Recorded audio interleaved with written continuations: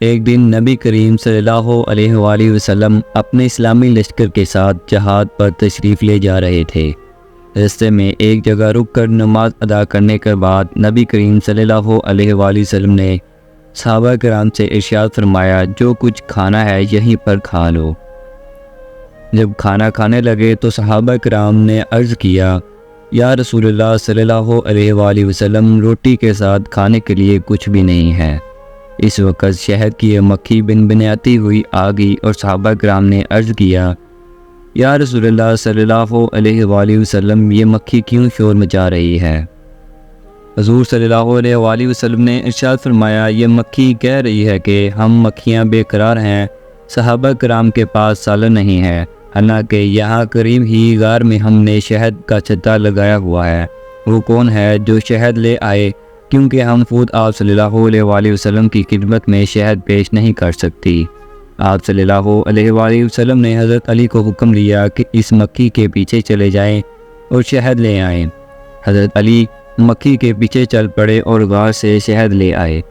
آپ صلی اللہ علیہ وآلہ وسلم نے وہ شہد صحابہ کرام میں تقسیم کر دیا۔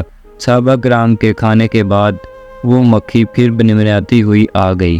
صحابہ کرام رضی اللہ تعالیٰ عنہ نے عرض کیا، یا رسول اللہ صلی اللہ علیہ وآلہ وسلم، یہ مکھی اب کیوں شور کر رہی ہے؟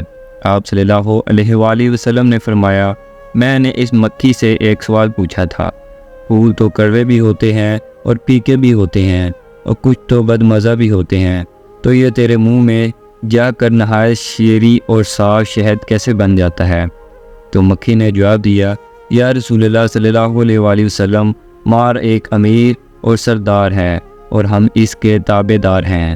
جب ہم پھولوں کا رس چوستی ہیں تو مار امیر آپ کی ذات مقدسہ پر درود شریف پڑھنا شروع کر دیتا ہے، ہم بھی اس کے ساتھ مل کر درود شریف پڑھنا شروع کر دیتی ہیں، تو وہ بد مزہ پھیکے اور کڑوے پھولوں کا رس درود پاک کی برکت سے میٹھا ہو جاتا ہے، اور اسی درود پاک کی رحمت و برکت سے وہ شہد بن جاتا ہے، اور اس میں ہر مرض کی شفا ہوگی۔ تو دوستو، درود پاک کی حد درجہ فضیلتیں ہیں۔ اگر کڑوے پھولوں سے میٹھا شہد تیار ہو جاتا ہے تو اس کی برکت سے گناہ بھی نیکیوں میں تبدیل ہو جاتے ہیں۔ درود پاک نبی کریم صلی اللہ علیہ وآلہ وسلم کی ذات مبارکہ سے محبت کا ایک ذریعہ بھی ہے۔